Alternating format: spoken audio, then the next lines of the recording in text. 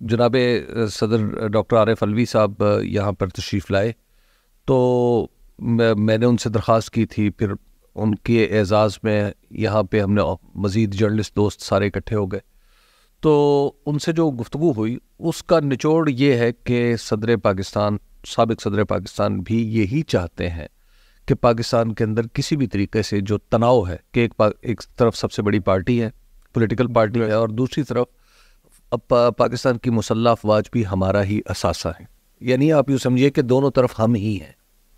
تو صدر پاکستان چاہتے ہیں کہ یہ معاملات حل ہوں، خواہ کسی بھی صورت ہوں، اور اس معاملے میں انہوں نے ایک بڑی اچھی بات کی، انہوں نے کہا کہ میں اس خاص معاملے میں اپنی انا کی قربانی دینے والا پہلا شخص ہوں، میں تو سمجھتا ہوں، یہ ان کا کہنا تھا۔ اور دوسری جو انہوں نے بات کی، ان کا کہ عمران خان صاحب کو بھی شاید اب مذاکرات کی ضرورت نہیں، لیکن وہ بھی پاکستان کو آگے بڑھانے کے لیے چاہتے ہیں کہ معاملات آگے بڑھیں، بات چیت ہو، بات چیت کے دروازے کھلے۔ تو یہ ہے کرکس ان کی گفتگو کا۔ تو سر یہ جو کہا جا رہا ہے کہ عمران خان صاحب ڈیل نہیں کرنا چاہتے، عمران خان صاحب جھکیں گے نہیں، عمران خان صاحب تو کسی قسم کے مذاکرات نہیں کریں گے جب تک پارلیمنٹ میں ان کی جو جس طرح ان کو سیٹس ملی ہیں اس طرح نہ ملیں، تو دوسری طرف وہ دینے کو تیار نہیں ہے یا وہ اس طرف جھکاؤ کرنے کو تیار نہیں ہے، تو سر یہ ڈیڈ لاک سا ہے، اس کو کیسے ختم کیا جائے گا؟ اس کی ایک تو یہ ہے کہ جو ڈیڈ لاک ہے یہ کوئی انڈیا پاکستان کے درمیان ڈیڈ لاک نہیں ہے، یہ کوئی کسی افریقہ کے دو ملکوں کے درمیان ہونے والے تنازع کی بات نہیں ہے عمر، یہ پاکستان کی بات ہے، جس سے میں بھی متاثر ہو رہا ہوں، آپ بھی متاثر ہو رہے ہیں، جو صدر آصف علی زرداری بھی متاثر ہو رہے ہیں، عمران خان بھی متاثر ہو رہے ہیں، یو نیم اینی بڈی۔ آپ کے پاکستان کو اس وقت ایک ہیلنگ ٹچ کی ضرورت ہے، ریکنسیلیشن کی ضرورت ہے، مفاہمت کی ضرورت ہے۔ اب جو مفاہمت ہے وہ سوال یہ ہے کہ کیسے ہوگی اور کون کس کے درمیان ہوگی، ہاؤ وڈ اور ہو وڈ بی اسٹیپ۔ جی دیکھیے، ہاؤ تو اگلا کوشچن ہے نا، پہلے تو یہ ہے کہ دونوں فریق کون ہے، یہ معاملہ ہم اس وقت آمنے سامنے بیٹھے ہیں، آپ سوال پوچھ رہے ہیں، میں جواب دینے کی کوشش کر رہا ہوں، تو ہم دونوں کی پوزیشن واضح ہے نا۔ سب سے پہلے تو یہ پوزیشن واضح ہونی چاہیے کہ کون کس سے بات کرے گا۔ تو اس وقت صورتحال یہ ہے کہ پاکستان کی جو دیگر پولیٹیکل پارٹیز ہیں ان کی تو کوئی حیثیت نہیں ہے بات کرنے کی۔ اگر آپ سیاسی طور پر بھی دیکھیں، پاکستان مسلم لیگ نون کس حیثیت میں بات کرے گی؟ یعنی اس کے پاس جتنی بھی نشستیں ہیں ساری کی ساری الیکشن کمیشن کی دین ہے۔ سر ڈیموکریسی میں تو یہی ہوتا ہے نا کہ پولیٹیکل پارٹی سے ڈسکشن ہوتی ہے، لیکن وہ کہتے ہیں کہ آپ کے پاس تو اختیار ہی نہیں ہے ڈیبیٹ کرنے کا یا ڈائلاگ کرنے کا، تو آپ سے ہم کیوں کریں؟ میرا خیال ہے یہ ٹھیک بات ہے، جب پولیٹیکل پارٹی کے ساتھ اس وقت ڈیبیٹ ہو سکتی ہے جب اس کی حیثیت متعین ہو، اور جب اس کی حیثیت ہی متعین نہیں ہے اور جو حیثیت اس نے اختیار کر رکھی ہے وہ اس پر اجارہ ہی نہیں رکھتی، تو کیسے آپ بات کر سکتے ہیں؟ مسئلہ یہ ہے کہ آپ پاکستان مسلم لیگ نون سے یہ مان کے بات کریں گے کہ اس کی 100 سیٹیں آلموسٹ، جب یہ 100 سیٹوں پہ بیٹھ کے بات کریں گے وہ بھی الیکشن کمیشن کی جانب سے، وہ بھی الیکشن کمیشن کی دی ہوئی عنایت کردہ سیٹیں، تو اس عنایت کردہ مینڈیٹ کے اوپر آپ بات کریں گے، تو اس کا مطلب کیا ہوگا؟ اگر پاکستان تحریک انصاف اس طرف جائے گی تو میرا خیال یہ ہے کہ وہ پھر اس میں جو پالیٹکس ہے جو مجھے لگتی ہے، یہ جو بار بار کہا جاتا ہے کہ مسلم لیگ نون کی طرف سے کہ جناب ہم تو مذاکرات کے لیے تیار ہیں، وہ بنیادی طور پہ یہ ہے کہ ایک دفعہ اگر تحریک انصاف ان کے ساتھ بیٹھ گئی تو اس کا مطلب ہے کہ مینڈیٹ پہ تو مہر لگ گئی، ایکسیپٹ کر لیا آپ نے ان 100 سیٹوں کو ایکسیپٹ کر لیا۔ جب آپ نے ان 100 سیٹوں کو ایکسیپٹ کر لیا تو اس کے بعد مذاکرات کی میز اٹھا کے سائڈ پہ رکھ دیں گے، کہانی ختم۔ بالکل صحیح سر۔ یہ تو آئے تھے کہ ریاست مدینہ بنانی ہے سر، یہ تو 9 مئی بن گیا، یہ سر کیسے؟ کیا مطلب؟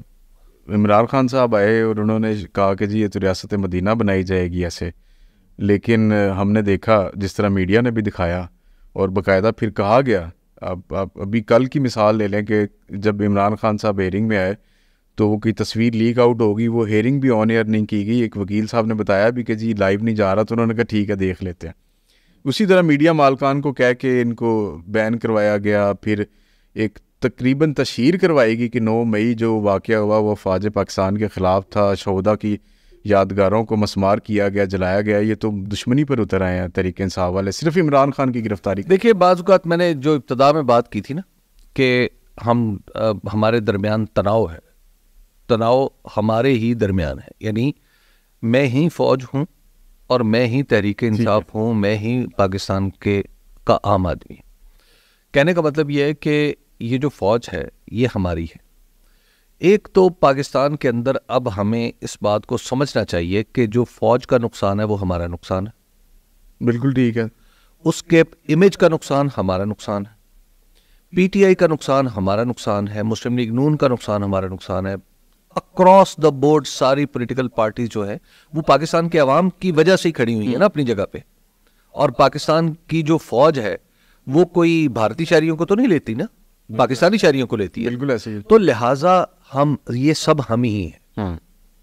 اب میں بہت سارے جو میں اپنے خاندان کے دوست احباب کے بچوں سے ملتا ہوں جو فوج میں ہیں, وہ تو اب میرے بچوں جیسے. یعنی میں ایک دن ایک میرے دوست ہیں سابق فوجی تھے, تو وہ میں نے انہیں کہا کہ یار اب میں جس عمر میں ہوں اور تم جس عمر میں ہو کہ پاکستان کی جو 70% فوج ہے وہ ہمارے بچوں جیسی ہے, اور جو باقی 30% ہے وہ ہمارے چھوٹے بھائیوں جیسی. تو مسئلہ یہ ہے کہ ہم اپنی یہ میرے چھوٹے بھائی ہیں, یہ میرے بچے ہیں, یہ میرے دوستوں کے بچے ہیں, یہ میرے رشتہ داروں کے بچے ہیں, یہ بھی بچے ہمارے ہیں. تو لہٰذا ان کے درمیان اگر ان کا جو نقصان ہے وہ ہمارا نقصان ہے, انہیں بار بار کہنے کی ضرورت نہیں پڑنی چاہیے کہ ہم ان کے نقصان کا شاید ازالہ نہیں کریں گے, یا ان کا نقصان جو ہے وہ شاید ہمارے لیے دکھ کا باعث نہیں. جسٹس بابر ستار صاحب نے کل خط لکھ دیا, پھر اس کے بعد ایک پریس کانفرنس کی فیصل واڈا صاحب نے, پھر گورنر سندھ نے کر دی, ان کے بعد مصطفیٰ کمال صاحب نے کر دی. تو عدلیہ نے 100 موٹر نوٹس لے لیا اس کے اوپر. یہ عدلیہ کے اوپر دباؤ ڈالنے کی ایک کوشش نہیں ہے کہ اس طرح پریس کانفرنسز ہو رہی ہیں, پھر ان کو کہا گیا کہ پگڑیوں کا فٹ بال بنا دیں گے. یہ پاکستان آرمی اور اسٹیبلشمنٹ کہہ لیجیے یا عدلیہ کا ورکنگ ریلیشن بڑا ویک ہوتا جا رہا ہے. ایک تو یہ ہے کہ ان دونوں کے درمیان ورکنگ ریلیشن ہونا ہی نہیں چاہیے. ان دونوں کا بالکل الگ الگ کام ہے. فوج کا کام بیرونی دشمن کو منہ توڑ دندان شکن جواب دینا ہے, اور عدلیہ کا کام پاکستان کے اندر پیدا ہونے والے تمام تنازعات کو منصفانہ طریقے سے حل کرنا ہے.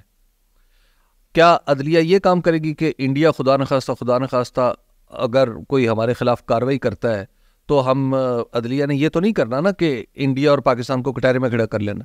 بالکل ٹھیک ہے, نہیں ٹھیک ہے نا, پاکستان کی عدلیہ نا.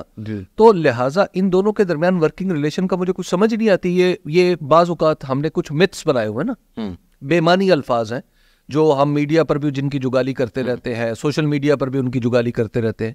کیا ورکنگ ریلیشن ہوتی ہے؟ مطلب کیا جو ہمارے ججز ہیں, ججوں نے پی ایم اے کاکول میں جا کے کوئی ٹریننگ لینی ہے, یا سٹاف کالج کوئٹہ میں جا کے کوئی جنگی حکمت عملی پڑھنی ہے, یا جو ہمارے فوجی ہیں انہوں نے کوئی انٹرنشپ کرنی ہے ججوں کے ساتھ؟ تو ان کے درمیان ورکنگ ریلیشن شپ مجھے سمجھ نہیں آتی کہ کیا آخر وہ کون سا ریلیشن شپ. وہ جو ایک خط ہے ان 8-6 ججز کا لکھا ہوا, وہ کہتے ہیں کہ جی ان کے ریلیٹیوز کو اٹھایا گیا, پھر ان کو کہا گیا, جسٹس بابر ستار صاحب نے کہا کہ ہائی انٹیلیجنس رینک کے بندے نے آ کے مجھے کہا کہ اس آڈیو لیکس والے کیس سے پیچھے ہو جاؤ. تو سر یہ ایک آئین میں رول ڈیفائن ہے عدلیہ کا, اور دوسرا رول ڈیفائن ہے ملٹری کا. ہاں, بیرونی دفاع جی اپنے طور پہ کریں گے. اب وہ دونوں اپنے اپنے رول چھوڑ کے ایک دوسرے کی لڑائی پہ آ گئے ہوئے. سر دیکھیے مسئلہ یہ ہے کہ ہماری ایک چیکرڈ ہسٹری, داغدار تاریخ.